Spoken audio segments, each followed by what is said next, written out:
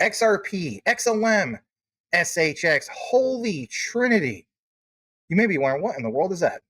Well, we're going to get into this. This is a major key discovery with the research, once again, from the brother Rue on this one. And I have some things I'm going to elaborate as well. We'll both get into it. And man, a lot of material to get into. Everything you saw in this thumbnail will be covered. So consider smashing that like. And if anything, glad to be back with Rue on this one. Rue, what do you have for us today with your research, sir? After these messages, we'll be right back. Yeah. I have many friends that are earning every single day trading futures on BTCC. It's a simple process, and even if you don't want to learn how to trade, you could follow a trader on the site and let him do the trading for you. And again, I'm not trying to have any of you guys use your hard-earned money to lose anything. You don't know what you're doing?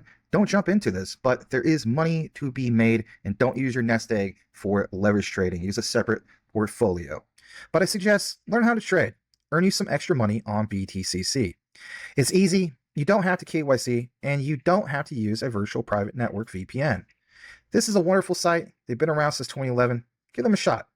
Also, when you earn that extra money, you can store that on your Decent wallet. Decent wallet has a Black Friday sale. You can get up to 40% off, and this runs from November 20th to December 3rd. Take advantage of this. This is the most bang for your buck. This is the biggest sale of the year. And as you see here, the wallet that has it all, security and simplicity, the best deal. Decent biometric wallet. The 2X package is literally 40% off. And if you look at it, that's down from $318 all the way down to $189, which brings it at $94.5 each. That's a huge, huge savings. If you choose to get one, that has gone down significantly from $159 to $109. But again, the 2X package is the best bang for your buck. So really nicely wanted to say about Stronghold. I saw some information where they mentioned Stronghold as a holy trinity to XLM and XRP. So let's get into that a little bit. I have a screen I want to share with you guys. You can bring that up, Max. So here we have here this holy trinity here, in which let's just kind of read this out of here. The Holy Trinity of XLM, Stronghold, and XRP, origins and significance in the cryptocurrency community, particularly among enthusiasts focused on ISO 20022 compliant assets and cross-border payments. XLM, Stellar Lumens, Stronghold, SHX, and XRP's Ripple native token are affectionately dubbed the Holy Trinity. This term draws from the religious metaphor of the three interconnected divine entities forming a unified whole, symbolizing how these three tokens complement each other to create a robust, scalable ecosystem for bridging traditional finance, TradFi, and decentralized finance, DeFi. Is not an official designation from any company, but a grassroots label popularized on platforms like X and YouTube since mid-2024, emphasizing their synergistic roles in global money movement. The phrase gained traction amid rising adoption of blockchain for payments in XLM and XLM's and XRP's historical ties, amplified by SHX's niche as the missing puzzle piece. Okay, so if we get down here, they mentioned the primary roles of these in the Trinity here, which we'll read. Okay, XRP is the bridge, intercurrency powerhouse, handles volatile high volume cross-border settlements for banks via on-demand liquidity, right? We've gone over this. Max has gone over this. Jesse from Apex Crypto Insights has gone over this. XRP as the central bank of central banks, global clearinghouse, or global standard ledger, global, I'm messing it up. Global real-time gross settlement system. All good. There we go. Global real-time gross settlement system, right? So there's that with XRP. XLM, Stellar Network, the People's Rail, inclusive and scalable backbone, enables peer-to-peer micropayments and serves the unbanked with ultra-low fees and 5-second settlements. We mentioned Stellar in reference to Zabek, which is his partner, does micropayments, but of course, today we're going to mention it in reference to Stronghold. And of course, we know if we look over here, key features and ties, decentralized nonprofit Stellar Development Foundation, forked from Ripple in 2014 by co-founder Jet McCaleb, hosts SHX natively, emphasizes accessibility for remittances and DeFi. Okay, and also just want to point out here, which we'll go over a little bit later, XRP, centralized-ish, focus on institutions, invested in Stronghold. So that's a very good, important point. In 2018 for stablecoin synergies, often called the institutional king. And then we have SHX, Stellar network built on top of XLM, the compliance glue, the stable regulated on-off ramps. Power Stronghold's platform for USD-backed stablecoins, ACH integrations, and merchant liquidity, ensuring regulatory compliance. So NACHA, we know, ISO 20022 Labs, we know, undervalued hidden gem in the market right now. It just went under a cent a coin, so it's like 0.0094 right now. Market cap is less than about 50 million as of right now. Founded by ex-Ripple, ex-Stellar exec like Sean Bennett. Ripple investment links it directly to XRP. Uses XLM's efficiency for escrow and tokenized payments. Okay, now if we go here to another tag from Gronk, we see here again, strategic investment and partnership. Ripple's direct investment in Stronghold SHX. In 2018, Ripple Labs invested in Stronghold as part of its XRP community fund and early stage funding rounds. This was aimed at expanding Ripple's ecosystem for stablecoin issuance and payment rails. So there we go, right? Stronghold uses SHX to facilitate USD pegged stablecoins like Stronghold USD, which complement XRP's role as a volatile bridge asset by providing stablecoin on and off ramps, which we're going to get into more here in just a second. And Max is going to connect to some other things here. Why it matters: Ripple saw Stellar SHX as a low friction partner for dollar denominated settlements. SHX handles the regulated dollar plumbing, i.e. or e.g. NACHA compliant ACH transfers, while XRP bridges currencies in ODL. This creates a symbiotic loop. Institutions can interact via Stronghold stable rails and use XRP for efficient global transfers. Okay, evidence. Stronghold CEO Tammy Camp has highlighted this in interviews, noting Stronghold's role in bridging traditional finance and digital assets alongside XRP. So now I want to play a video from Sean Bennett just to kind of bring this all together a bit. And Sean Bennett is going to also mention a bank that Stronghold is beginning some working with. I'm going to play that right now. Sean here. I wanted to share some significant developments that are shaping Stronghold's strategic direction for 2025 and beyond. In Wyoming, where Tammy and I were attending the SALT Blockchain Symposium, discussions centered on digital asset treasuries, DATs, pioneered by MicroStrategy, now simply called Strategy, that's quickly becoming a popular corporate practice. At the symposium, Eric Trump and the American Bitcoin team detailed their approach, mining Bitcoin to achieve the lowest possible cost basis for corporate treasury allocation. While Strategy blazed the trail by putting Bitcoin on their balance sheet, companies like American Bitcoin are innovating on the model by controlling their cost basis through mining operations. Combined with ETF structures, DATs represent a maturation of corporate digital asset strategies validated by companies such as Strategy. Additionally, while we're in Wyoming, a Japanese startup called JPYC announced they'd received regulatory approval to launch Japan's first regulated yen-pegged stablecoin later this year. The following week in Tokyo, we met with the founder of JPYC to discuss potential collaboration. JPYC has achieved something critical: regulatory compliance in one of Asia's most stringent markets. While other projects continue to grapple with Japanese financial regulations, they've secured the necessary approval and institutional backing to operate. This positions them as an ideal partner for Stronghold's renewed focus on international payments. Let me provide some context. Over the past few years, Stronghold deliberately concentrated on our domestic US payment infrastructure and customer base. This foundation was essential.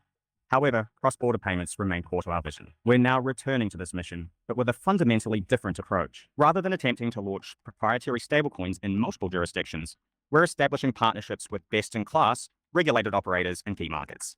JPYC represents exactly this type of strategic alliance. Our Tokyo meetings also included Minna no Ginko, or Everyone's Bank in Japanese, a digital-first institution that understands the convergence of traditional banking and the digital future. International payment rails require more than technology.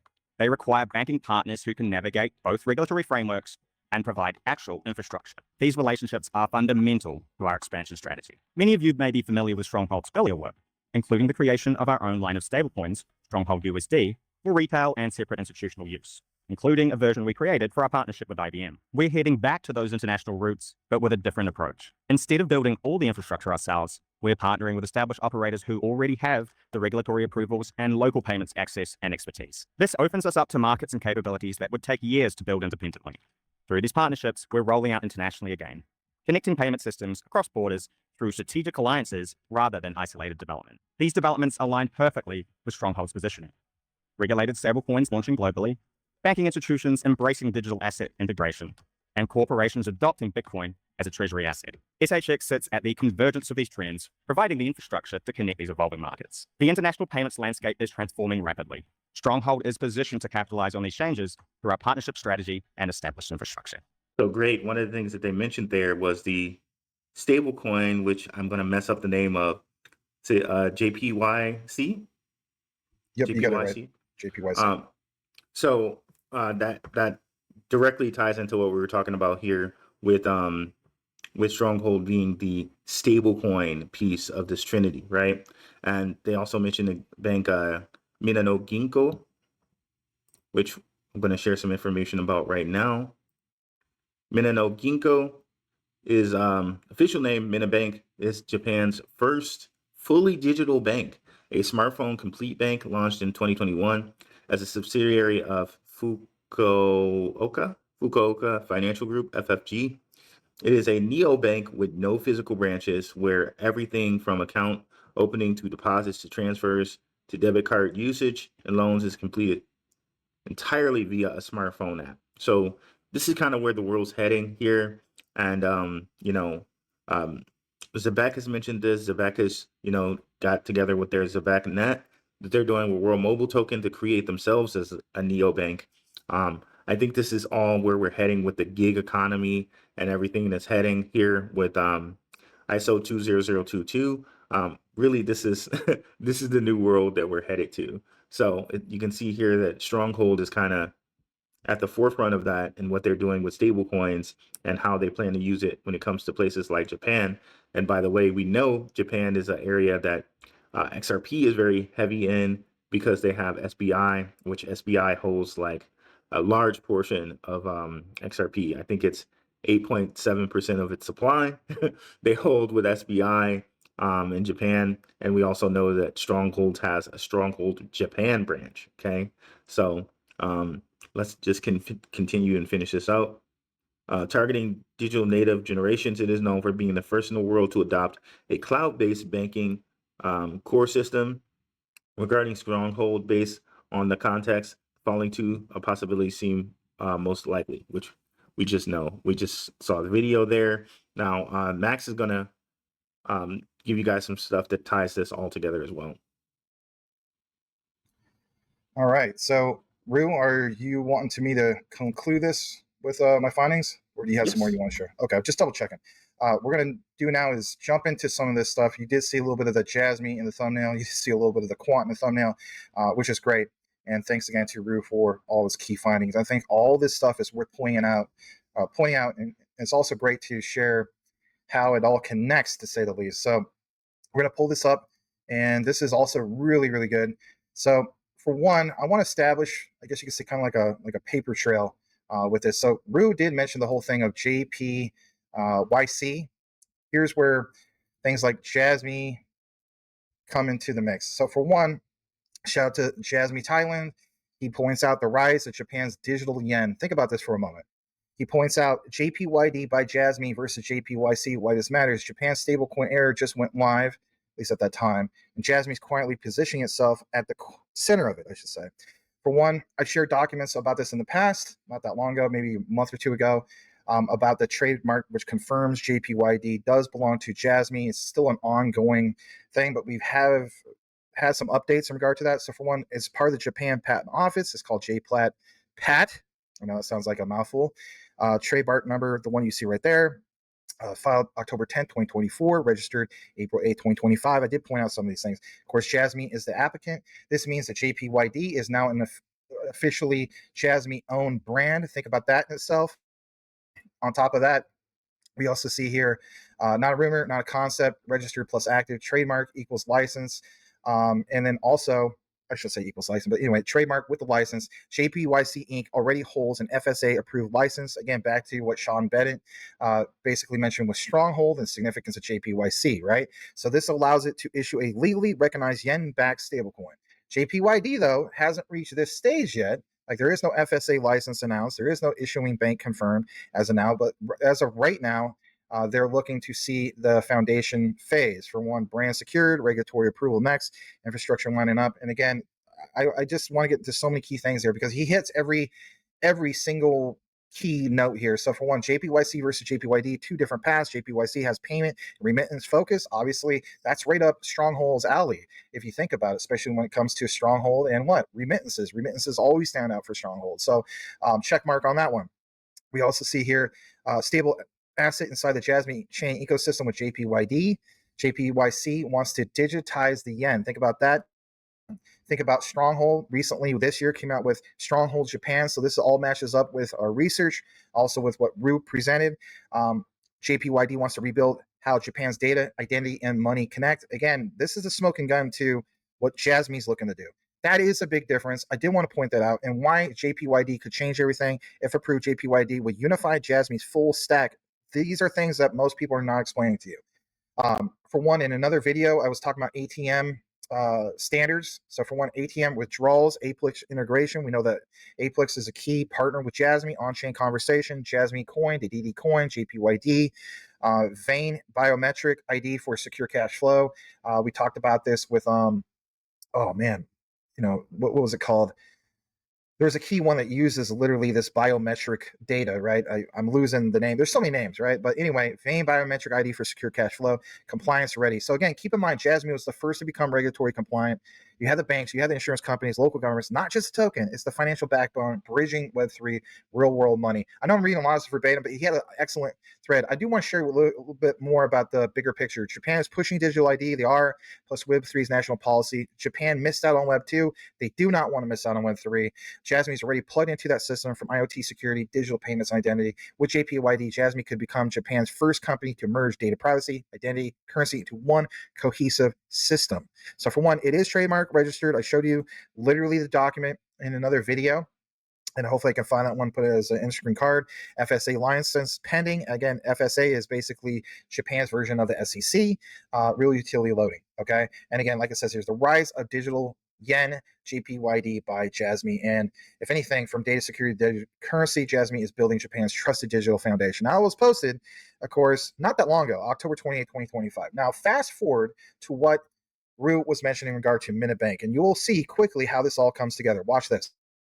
So, as pointed out here, Minna Bank's full cloud-based banking system to be provided externally for the first time to MUFG Bank. This was posted last summer, June 26, 2025. Okay, so for one, Minna Bank at that time did announce that the full cloud-based banking system developed and operated by Zero Bank Design Factory ZDF is a subsidiary of Fukuoka Financial Group. Probably butchering that up. Apologize. Collaboration with Accenture, that's big, and operating on Google Cloud, has been selected as the core system for the newly established digital bank by MUFG. Now, why point that out? Here's why.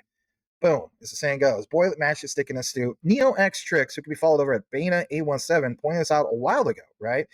January 23rd, 2024 to be exact, about, for example, Mitsubishi UFJ Financial Group, MUFG, and Sumitomo Mitsui Banking Corporation, SMBC, which is Jasmy's main bank. Yes, Jasmy's main bank. Two of Japan's leading financial institutions are, in fact, shareholders of Japan Travel Agency, who's Jasmy's partner. In addition, MUFG extends its influence as a bank and shareholder registry administrator with Apex and VITS. VITS, of course, is part of, I believe, is a subsidiary, if I'm not mistaken, with Toyota. That's major. It is worth noting that MUFG and SMBC have a significant global presence, underscoring their influence in the financial sector and solidifying their roles as key players on international financial stage. Their global reach provides crucial financial support to local partners. You see Nippon Travel Agency highlighted there.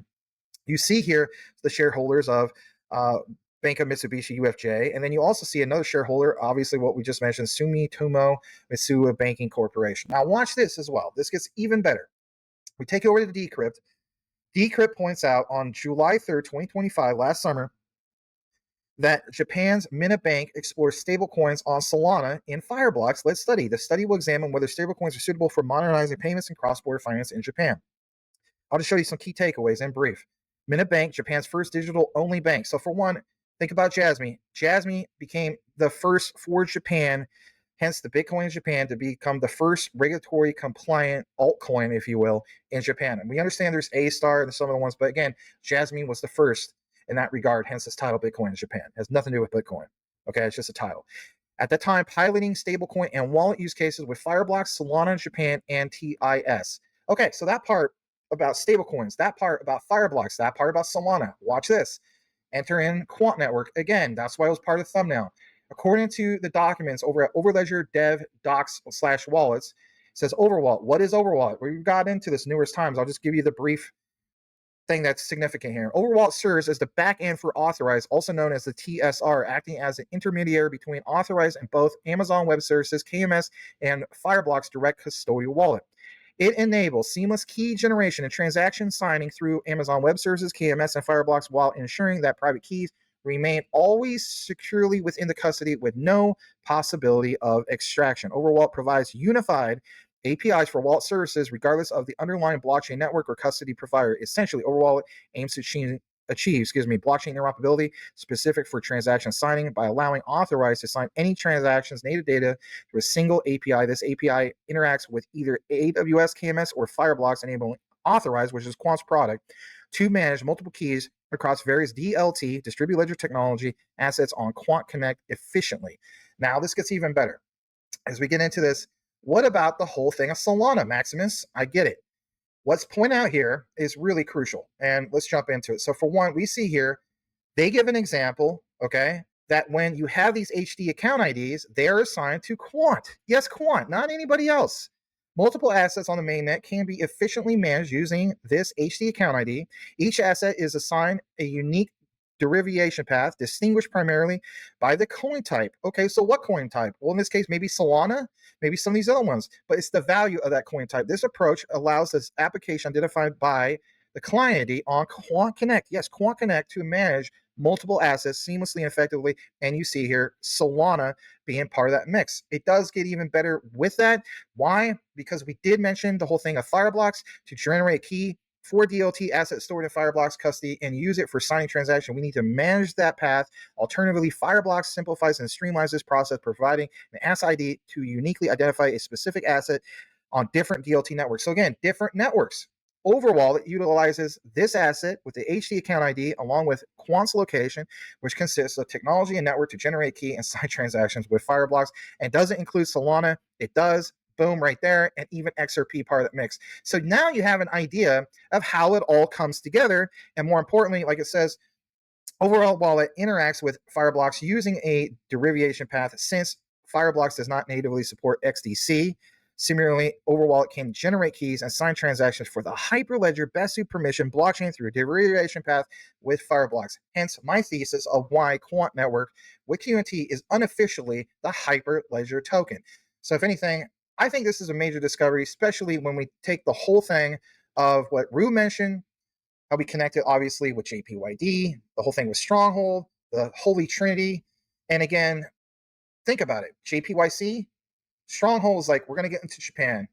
Stronghold is like, we're going to clearly do this thing with JPYC. But then you guys saw that example from Jasmy, Thailand, that point out the key differentiator of this is just not another stablecoin with what Jasmy's trying to do with JPYD, but it's literally providing a need of what Japan needs moving forward when it comes to data privacy. And again, think about the personal data locker. All this stuff comes together. Fireblocks, the example with Quant, again, talking Solana. There's a whole huge interconnected ecosystem where all of them come together. I want to get some of your closing thoughts on it. Great outline. Thank you so much, Rue. You're very welcome there. What really stuck out to me is a lot of these connections we made with Zebek, having Quant come up, having a kind of blockchain agnostic wallet come up also. A lot of things stuck out with Zebek, but sticking to Stronghold here, I like its role in the Trinity being to connect the stable coins. It's almost as if Stronghold is the part that connects retail to the whole institutional you know, CBDC type of deal. So Stronghold is a very, very important piece when you think about connecting the retail. And then if you want to go down further to the Zebek, okay, well, now that's connecting payroll the moment someone makes some money. So make some money, Zebek super app to Stronghold to XRP ledger slash over ledger, right? Yeah, I love it. I love it all. Well, right on. We appreciate you guys tuning in to these outlines. Hopefully you appreciate how we connected all this and how it all makes sense. So do us a solid if you listen to the entire outline and just type in Trinity, and we'll know that you listened to it all.